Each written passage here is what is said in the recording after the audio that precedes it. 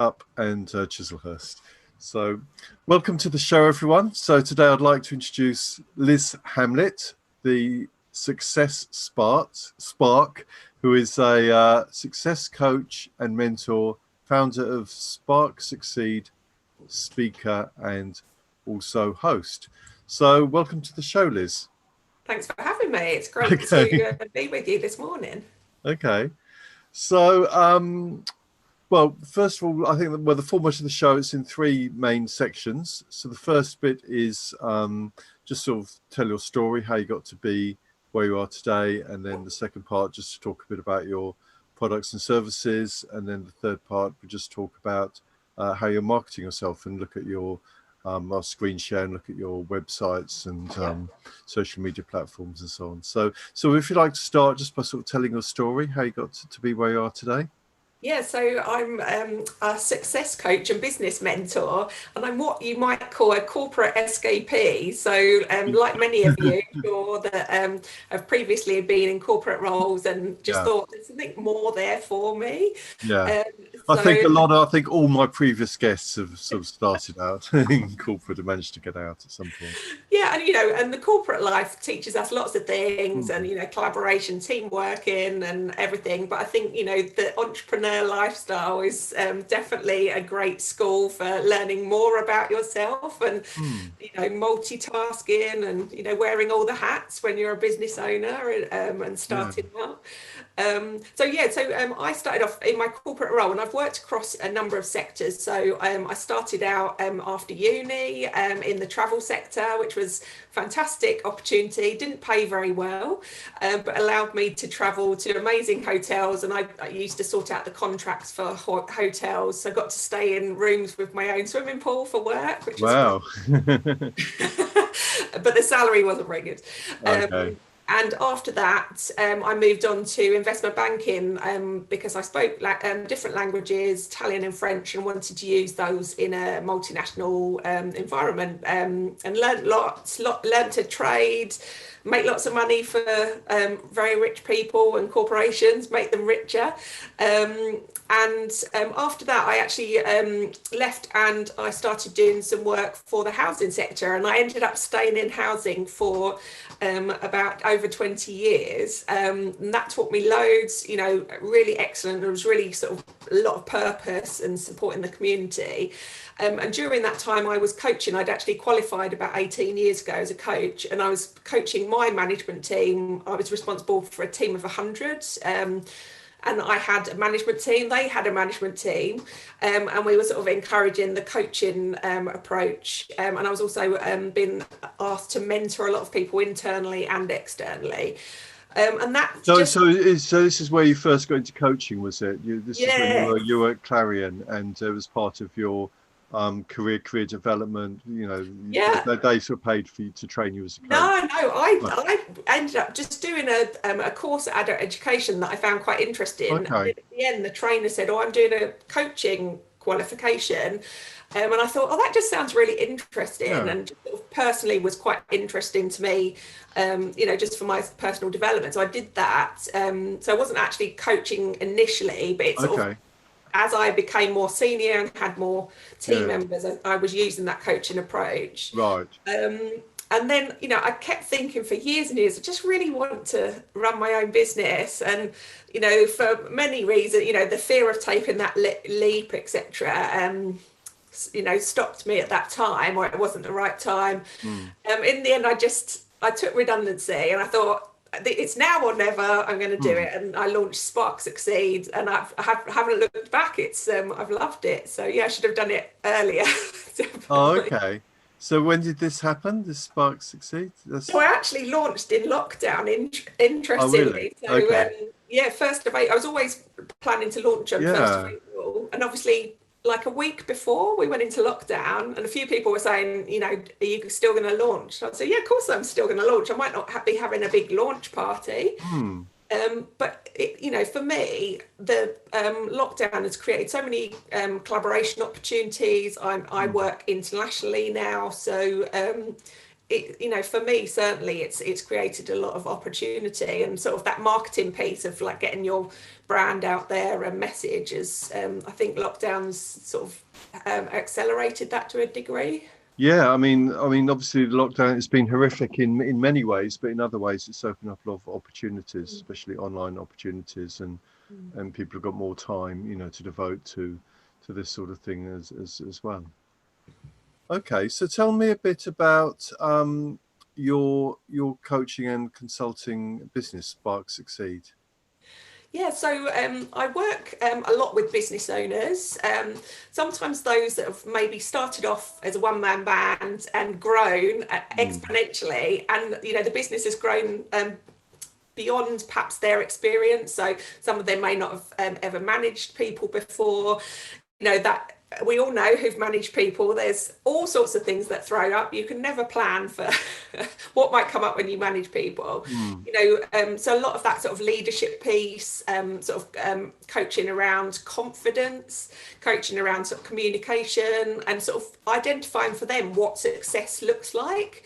Because you know, one of the things of being a success coach is success means different things to, you know, very different things to different people. So for some that might be, you know, an income based or profit based success. For others it might be sort of awareness. For others it might be what impact they have. So you know, one key piece that I do with every client is sort of identify straight off what the success looks like for them. And it might be sort of actually a very personal thing around, you know, I want to be more confident with my brand, with my messaging, with public speaking. I think, yeah, you mentioned confidence a couple of times, and I think it is a sort of major problem, isn't it? Because we're used to, you know, like going to school, getting some qualifications, starting a job, and then getting trained in the job and becoming quite good at the job and developing these technical skills. But often we're not trained in how to just be more confident and you know, communicate with people. And if you're self-employed, obviously selling is such a major part of that, and we sort of do need these communication skills. And I think another example of that is a lot of people don't have confidence to go on camera. Or it's a bit like public speaking, I suppose, or they don't like public speaking. For some people is like their biggest fear, and being seen on camera, you know, some people are also scared of that as well. So how do you help with them with that? Well, interestingly, you mentioned the camera piece, because one of the lockdown collaborations that I've produced with a videographer for a fun startup is a Fear to Fearless program, which is about helping people get over the fear of getting in front of the camera. Because I was having so many conversations in lockdown with business owners that were very confident with what they're doing, very confident with their products. But when I was saying, how are you promoting this? Are you using video as part of your marketing strategy? There was almost like the fear just registered across their eyes. And they were like, no, I'm not ready for it. Maybe in like 3 years' time. And I was, it's so important now. There's so many more people online than are normally. You know, this is the time, not later. So we decided to sort of collaborate our skills. So his skills were sort of obviously on the technical side, videographer stuff. So he did the sort of techie setup, and I did the sort of coaching. So some of the confidence pieces, but also, you know, you can physically trick your body into being less nervous in front of the camera. There's a few tricks that you can do. We did a masterclass linked to that, but we've got a free video resource that's on the website, so when we're sharing that, we can tell people about that. It's fear. But I suppose the major thing they can do is to just start doing it, and then even though they feel uncomfortable at first, you know. And I know when I first started doing it, I was also very nervous, and I used to always try and memorize everything. I'd have everything written out and memorize the line, and I kept on stopping the camera and looking and doing the next line, and so it took forever. But now I realized I can just really, it's no different to talking on the phone or just talking to a friend, is it? It's just as long as you just forget the camera's there, which like now I'm not really conscious of the camera being there really. Definitely. And just I think, practice. you know, that was one of the tricks that I was saying to people, was like, just start recording 30 seconds that you're not going to post anywhere, that's just for you, so you can just practice. Yes. You're your biggest critic. You're going to pick up when you're umming and ahhing or pausing or stumbling over a word. What someone else will watch and take away is your message. They're not going to say, oh, that person said 3 times. And I think it's really key, you know, exactly what you were saying, of just practice. Yeah. You do become less aware. And I think there's some tricks about, you know, I went through that when I started doing video, where I was almost like trying to script it. Yeah.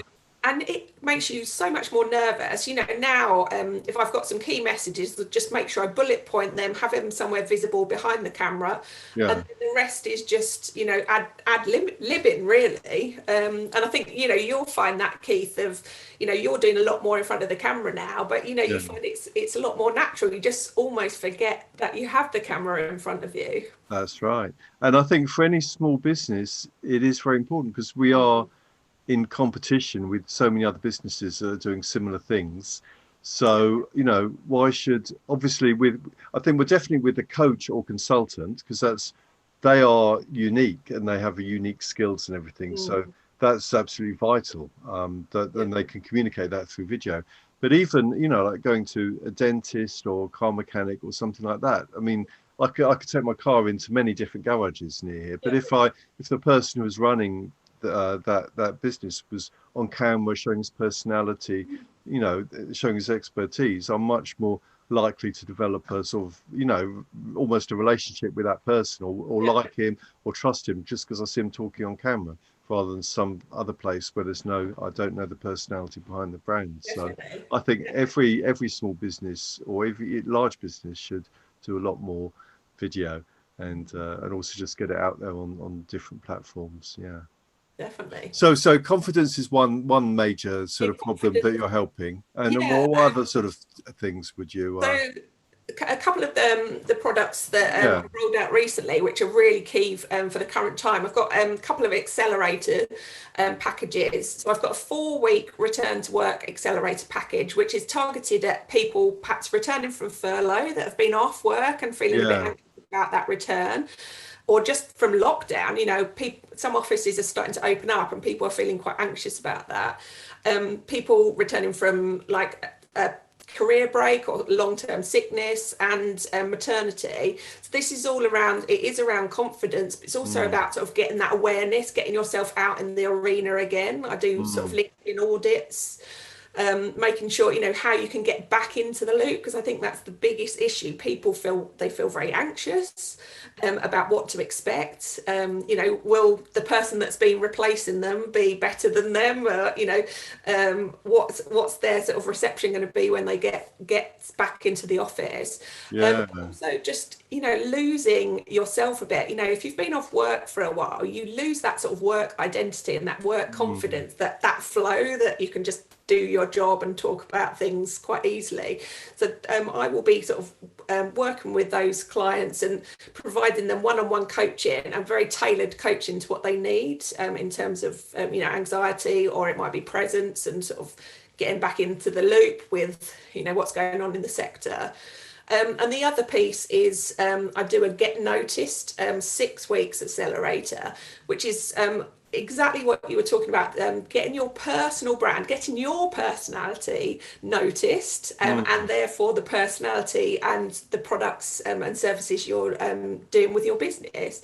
So that is all around sort of what you're doing on social media, what message you're putting out, who you're collaborating with. Are you taking best opportunities of things like, you know, for example, being on this show, or talking on podcasts, or hosting podcasts? So it's all around sort of getting the word out there, and exactly what you talk about with personal brand and sort of marketing. Yeah, well, I'm so glad that I started this series of shows, because I've just met some amazing people, and it's just, you know, it's just nice having interesting conversations with people. And I've learned a lot from them, because everyone's got different ideas. So, you know, they've learned from me, I've learned from them. Also, it's sort of enhanced both of our brands, because, you know, and also people get a sense of me and my personality and my skill set and everything. You can sort of get a sense of that just by hearing the conversation. So Yeah, I think everyone ought to have their own show, really. Why not? And it's a great thing with boosting confidence. You know, like the first one I did, I wasn't really sure how it was going to go, but every time I do it, in a way, it gets easier. And I noticed you've got your own show as well. You've got a podcast. Yes. I've got a podcast called How to Spark Success, and probably like you do the focus on marketing. Yeah. What I'm doing is sort of having conversations with smart and savvy business owners and thought leaders to hear about their success journey, hear about the ups and downs in their career, what made them who they are today, and we basically get to share some of their success secrets with the listeners. So I love it. I learn so much, and they're sort of amazingly inspirational people. So I love it.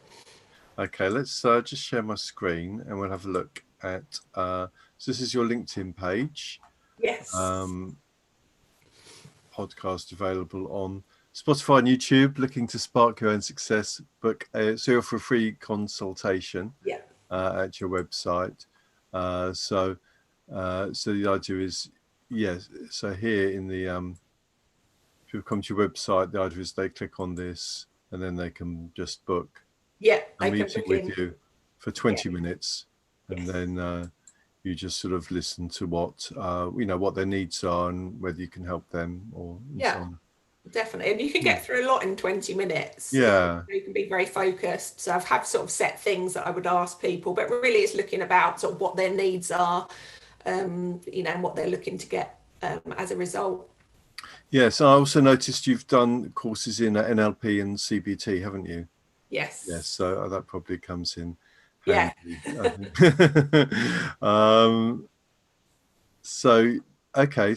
these are these are the courses you mentioned: the Get Noticed, which is return to work, get your spark back, and corporate, recognize and develop your people. So are these info products, or are they? Is this an info product?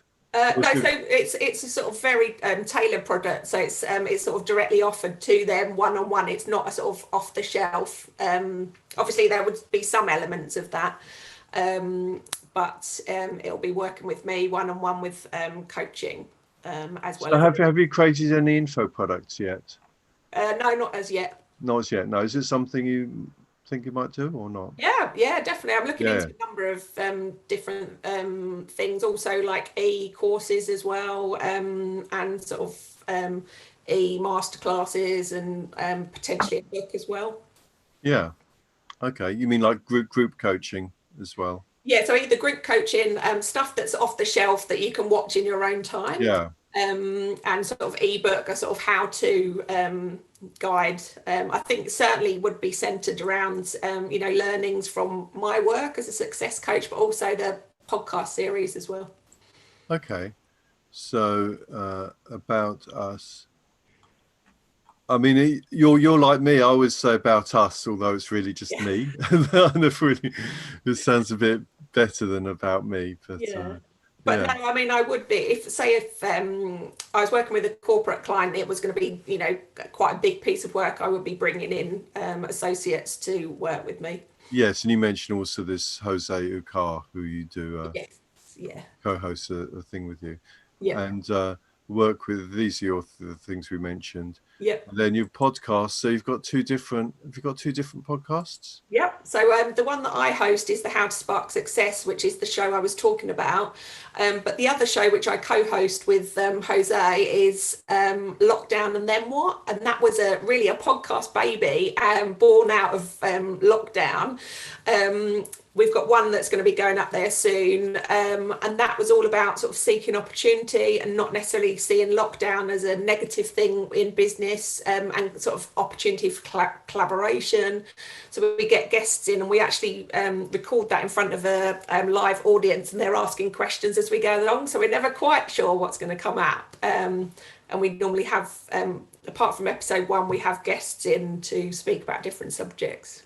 Oh, okay. Oh, that's interesting. So actually, this show is going out live as we speak on Facebook and YouTube. So if you're watching on Facebook and YouTube live, please leave a comment to let us know you're there, and also let us know if you've got any questions or comments Yeah. or anything. So I noticed Jose is in front of a TEDx graphic. Is he a TEDx speaker? Yeah, so he's a public speaking and communication coach, and he did a TEDx talk, which is available if you search for his name, Jose Ucar against TEDx, you will find it. And that was all about sort of making connections and how that's so important when you communicate.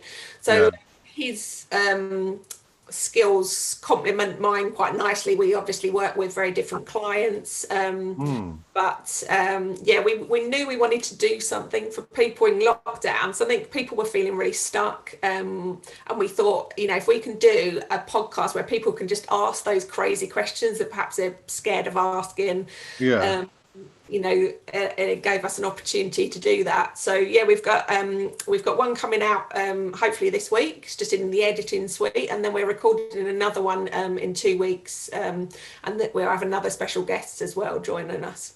So these podcasts, you do them on video as well, do you, or not? My one, you will see video on my YouTube channel. This one. And if you click on playlists, and the lockdown, and then what we just do audio that goes straight onto Spotify. Okay. All right. Yeah. And so you post them onto YouTube. Your one anyway. Your one you post.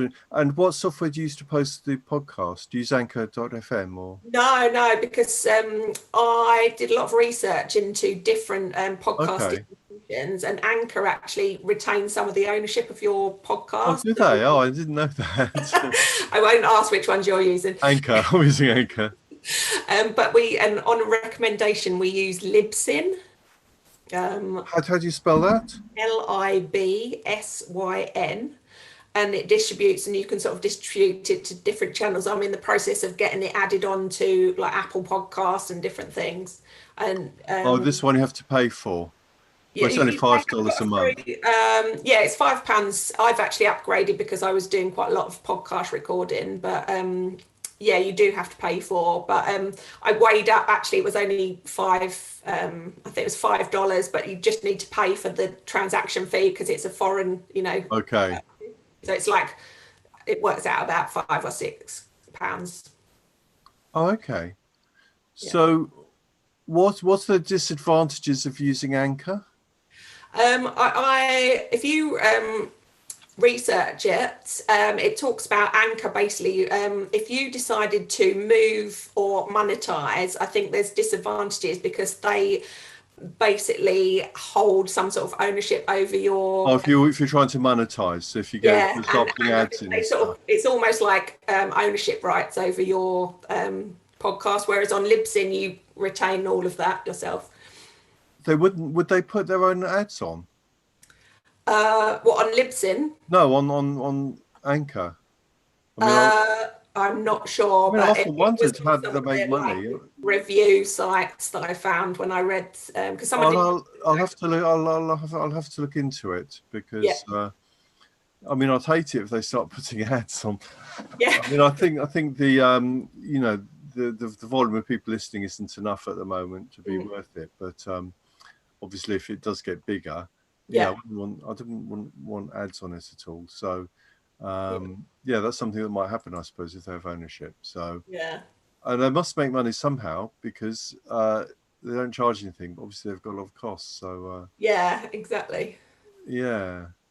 Okay, I'll look into it. Okay, so that's interesting. So that's your YouTube channel, and you have so this page links to all your different things, your accelerators you mentioned, your free consultation, your link, your website, Instagram, and your 2 podcasts. Yeah, and I would recommend people using this because what I was finding, I was sort of getting involved in a number of projects as well as had sort of podcasts and had my products, and I was almost ending up sort of pasting a number of links. But this is a free service, the Linktree, and I think it's really useful. Also, say if you've got an Instagram account, rather than having your website on there, Linktree, and then you can direct people to certain things. So that might be booking in a free consultation, or it might be your products, or it might be your LinkedIn page. Yes, so you end up, so if you register here, you Yeah. end up with a page a bit similar to this, which is Yeah. basically a load of links. Yeah, and you can adapt it. You can change the colours. It's not that adaptable, but it's more just like signposting people to your various projects that you're involved in and your website. Yeah, okay. And you've also got an Instagram page here as well. You've got 1,493 Yeah. followers. And how often do you post to Instagram? Oh, at least once a day in either stories or my feed. Okay. So yeah, and I get quite good engagement. I find particularly the things that get a lot of engagement is polls in stories, Okay. asking questions, or getting people to ask you questions. That seems to get more new people. And yeah, and also making sure you make use of hashtags. So like hashtag Spotify, which I use a lot with the podcast, I tend to get some really high, really popular Instagram accounts either following or liking on that. Oh, yes, because Instagram that tells you how much traffic you get from each from each hashtag, doesn't it? Which Yes. I don't think LinkedIn does. LinkedIn doesn't give you the No. information. No. Yeah. And so where do you get? Do you know where you get most? And you've also got a Facebook page here as well. Yeah. And I've got a Facebook group for I do more sort of tips and tricks, things like that on there for that community. But it's something that I'm working on at the moment. I want to sort of extend the. Because you can't. How do you get to your Facebook? How do you join your Facebook group? There should be something on there that's tagged. But Learn I more tend goes to to invite a lot of people as well. You just invite people, Yeah. so it's sort of word of mouth. Yeah. But so where would you say that you get most of your clients from? Which platform or which source of Oh, traffic? Linkedin, without Oh, doubt. really? Yeah. Okay. Yeah. Isn't that interesting? I get a lot of inquiries. I've got people asking me to speak at sort of various groups and events. I get inquiries for collaboration, in fact, I had a sort of ready-made coaching client base before I'd even launched a business, just because people had seen what I was doing. I hadn't even mentioned my business. I was doing a lot of content on sharing articles. I was writing articles, on working from home and being productive, or different things sort of around the coaching sphere. And I got my sort of first clients through that. Okay. So you think it's from writing articles, is it, that you get most of your contacts on? Or Not just that, I'm very active. If people are commenting on my post, I always make sure I acknowledge every single one of the comments. So I do Yes. dedicate quite a lot of time to LinkedIn. And I've sort of spoken to a lot of people that are very active and very popular on LinkedIn, and they were saying that's a really positive thing to do, sort of to acknowledge the engagement. And I am constantly looking for people who are doing interesting things that either I might want to invite on the podcast or that I might want to just learn from their content. And yeah, through that, just a sort of a variety of ways, really. I also write for Thrive Global, which is part of the Huffington Group, which is a website on well-being and productivity and health. And so that's another way you can sort of be a contributing writer for websites as well. Yeah. So it's got lots of stories about careers and different things like that. So I've got 4 articles on there now, which you basically can sort of put forward ideas and the editors will approve what you're doing. Okay. And how many words is each article? They give a sort of, if you search Thrive Global Liz Hamlet, it should come up what I've. But I would do a sort of not too long, but I've always made sure they are very much how to. You know, there's maybe numbered, 5 signs you need a coach, or working from home, how to survive, which was one that I did. I've done a couple of working from home ones, but I did this that recent one that was in lockdown.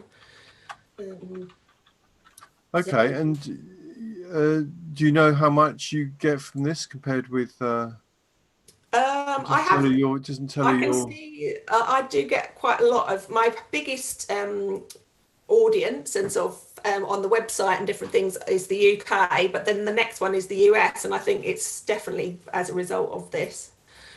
I noticed in your posts you have a lot of activity. You reply to comments, which is exactly what you were saying. You do a lot of like interaction, so just basically just like talking to people. So this was a post you did, and then nice.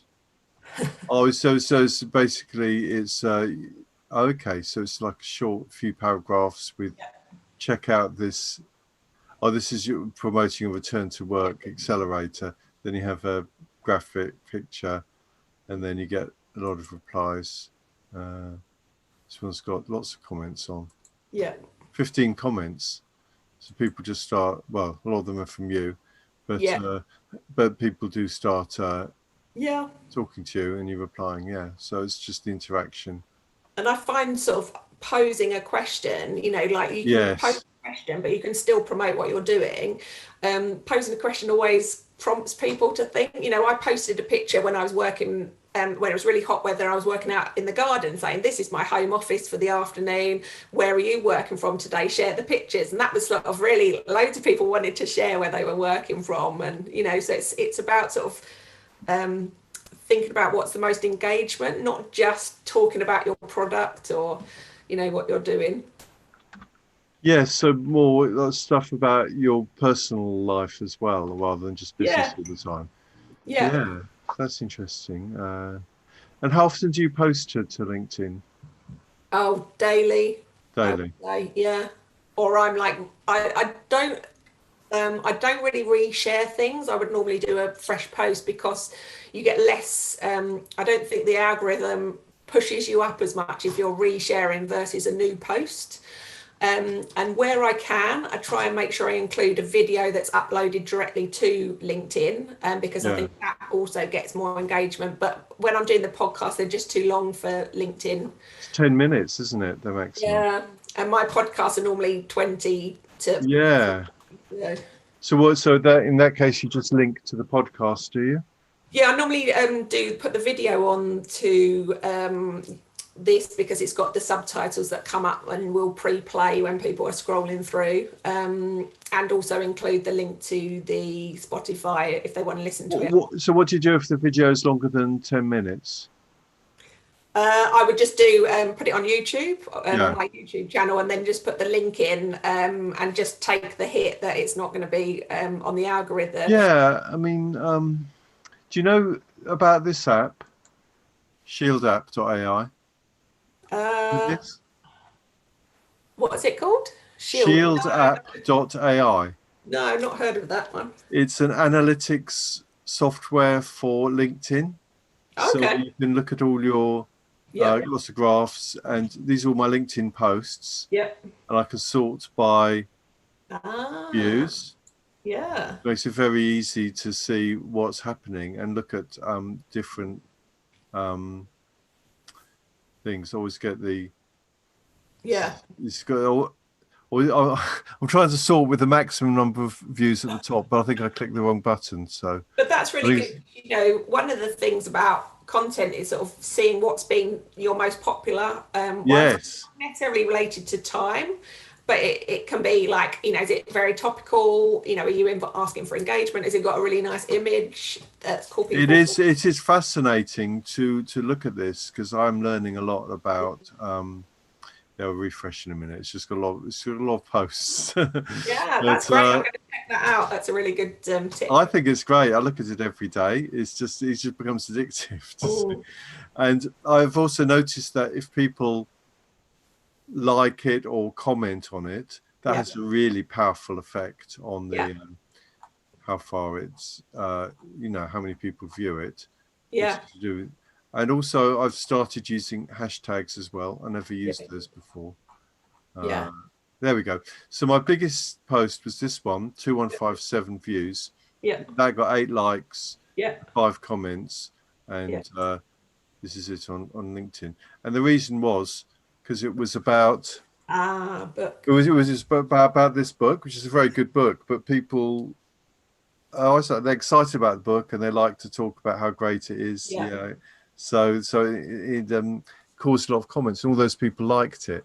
Yeah. So out of all my posts, that was. And it's interesting, Keith, you know what you're saying. I always say to people, it's not always the likes and the comments numbers that makes it the biggest, you know, the most people that have seen it. Often it's ones that you'll be surprised. You might have had, you know, 50 likes on another one that actually didn't get to so many people. So, you know, it's not just about likes and, you know, those comments, although you want to encourage that because that then pushes it out to more. But it just goes to show that people might be searching for the book, they might be searching for the author, for you, marketing hashtags, you know, all of that. Yes. And this one, I didn't use any. This tells you how many tags you used. I didn't use any hashtags. Yeah. And this one was a YouTube video. You see, it's Yes. YouTube. I didn't upload it. Yeah. So I'm not sure. I'm not convinced by people say that if you upload it, it's better. Yeah. But I'm not convinced it has much of a disadvantage. No. And also, but the other interesting thing is there's my second biggest one was this one, which was I reposted 1752 views. Yeah. I reposted something about the US economy and US politics. Yeah. It says Mnuchin says the US economy will rebound in just a few months instead of years. Do you think he's right? That's all, you know. And just because I did that question, I got 6 comments, and I got a massive amount of views, which is really interesting. And of course, every time it appears in their stream, they get my little tagline there, which so they get. And sometimes I've contacted people just because I've seen that tagline appear and just thought, oh, that's an interesting tagline, and I've clicked on it, and I've gone onto their page. So it doesn't even matter if they're interested in the article or not. So yeah, exactly. yeah. So and are you using any form of paid advertising at all? I don't. I see a place, but I think, you know, I've seen the numbers, the funnel of like how many the ads reach, then they go down and goes down, and you end up with about 6 people as a result of, you know, a paid Facebook ad or something. So I don't personally use them yet. No. But I'm using sort of other methods. So I do content marketing. So obviously all my blogs, my articles, the podcast. On every podcast, I'm talking about, you know, booking in a consultation with me. You know, it's sort of raising my profile as well as the guests. You know, and just being that sort of thought leader, which is really the key thing that I'm trying to do outside of the, you know, work I'm doing with the clients is sharing useful information, sharing some how-tos, free content. So I use that really as my marketing. Yeah, well, I think that's the best way, isn't it? Because if people start listening to you and they get a sense of how you can help them and so on, so it's much better than just, you know, like, I can help you this way, click here. You know, they don't really, there's nothing there that distinguishes you really from your competition. But if they can listen to you, or then it's completely different.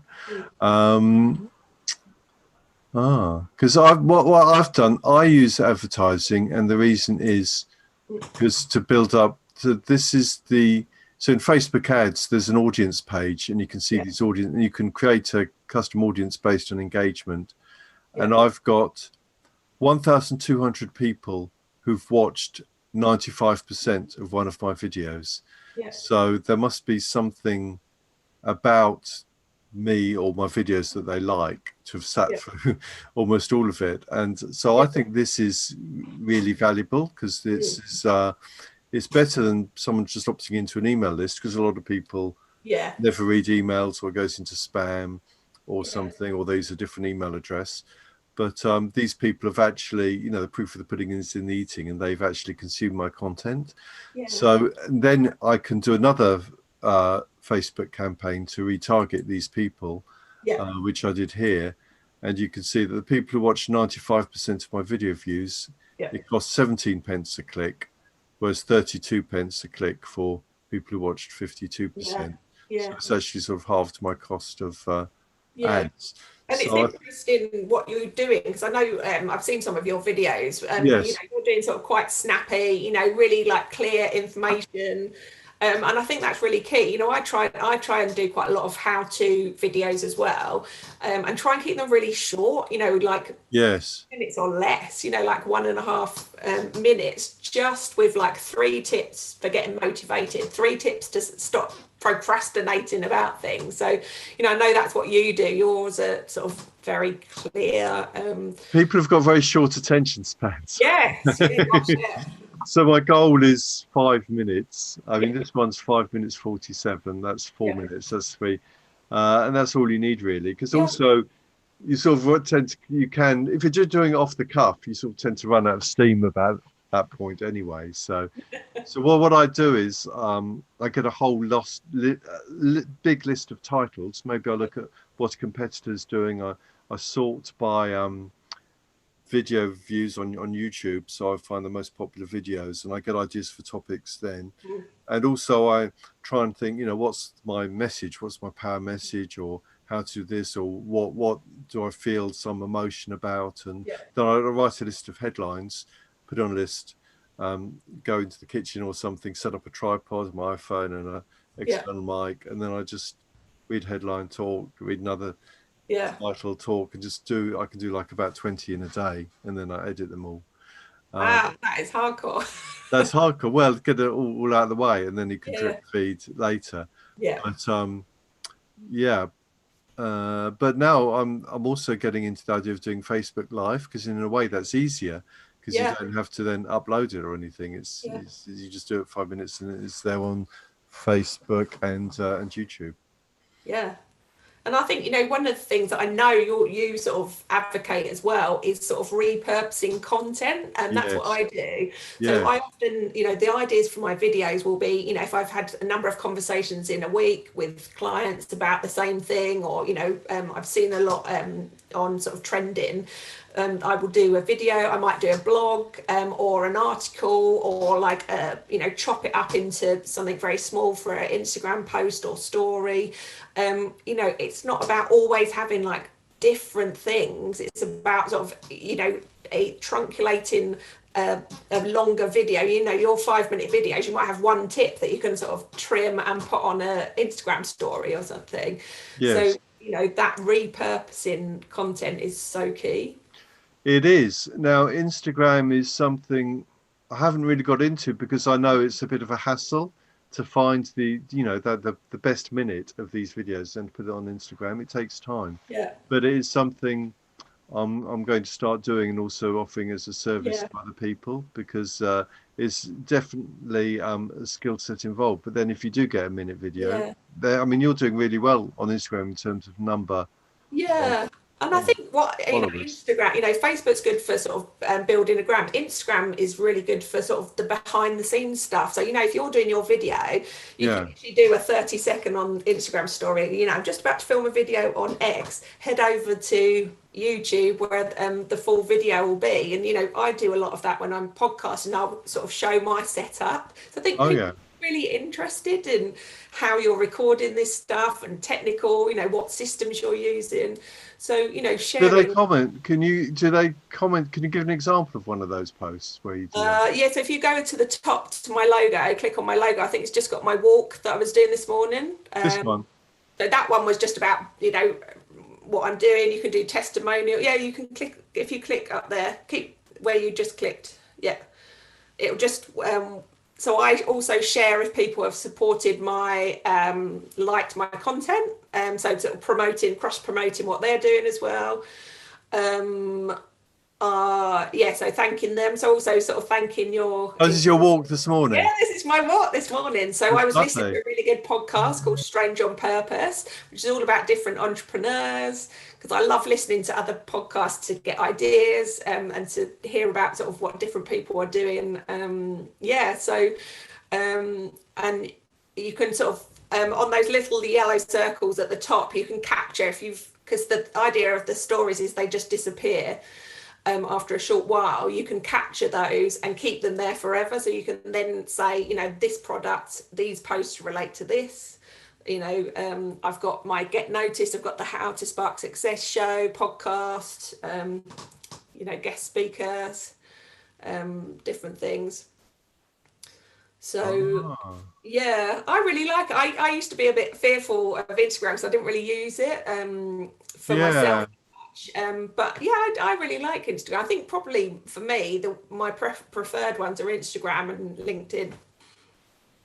Yes, well, the only thing, it depends where your potential clients are. Are they on? It seems to be Yeah, they seem to be more on LinkedIn at the moment.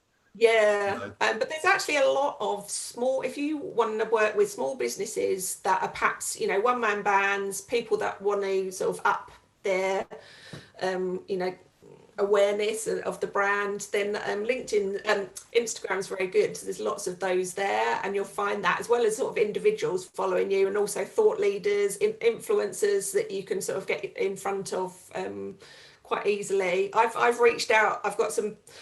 Without naming any names, I've just reached out randomly to people sort of on TV and in the spotlight to ask them to be on my podcast through a voice note on Instagram, and they've just been, yeah, you know, agreeing, and oh, we'll really? be coming up soon. Yeah, Oh, okay.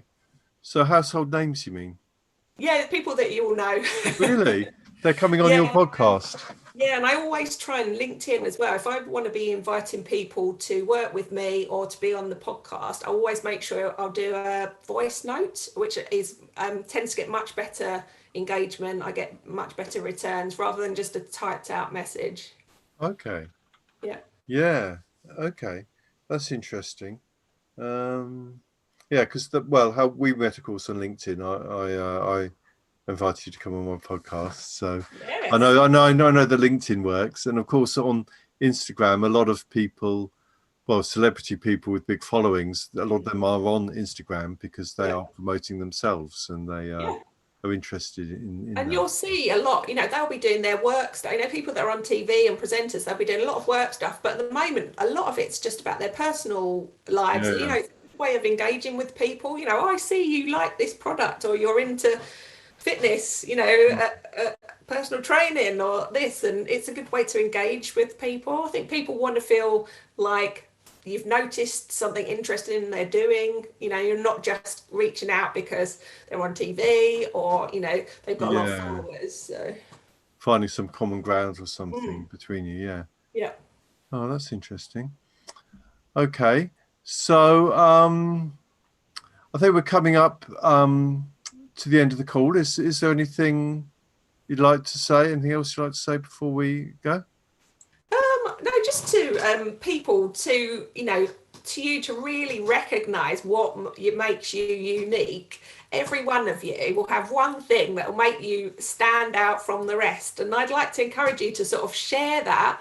And you know, that might not necessarily be directly related to your business, but it might be, you know, we've talked, and Keith, I know, is very supportive of this, is like, you know, the personality. Yeah. You are the person that people are going to buy from, not from your brand logo or just from the website. If they can see you, see your enthusiasm, your passion for what you do, and what makes you different and unique, then that is what you should share.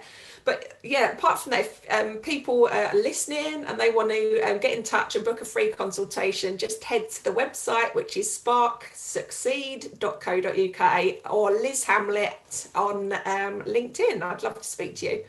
Okay. Well, they could probably find you on Instagram as well, can they? And Instagram, yeah. Give me a voice note. Yeah, also, yeah. It was interesting you said about, yeah, most of us, we are our biggest critic, and we think Mm, people aren't interested, or if we think we can do something, we just think, oh, well, that's easy. Anyone could do that. And we know if we could do something, we probably know a lot of people who can do it better than us. Yeah. So we just focus on that, and we forget that there's, you know, millions of people who can't do that and are interested in us. And Exactly. it's about finding our voice and just starting expressing. And I think just by, yeah, connecting with people on the internet, just by, you know, talking to people, creating videos, especially discussions on, you know, video calls or group calls or something like that, is a way of gaining confidence and developing, I suppose, our sort of or being able to show like the inner person, being able to get that out there on the internet, and then then we can sort of connect authentically with other people, and, you know, eventually at some point do business together and help each other. Yeah, definitely. And it's, you know, you can have two exactly the same people with exactly the same experiences, and people will want to work with the one that they sort of most align with their personality, their approach and their sort of purpose. So, you know, what makes people want to work with you. Yeah. Well, it's been lovely speaking to you, and I'll look out for your podcasts and these this wondering who this celebrity is that's coming on. So Yeah, I've I'll got a look few out for coming up that you. Got a few. All right, that's great. All right then, all the best. Take care. Thanks for having me. Right, bye, Liz. Bye.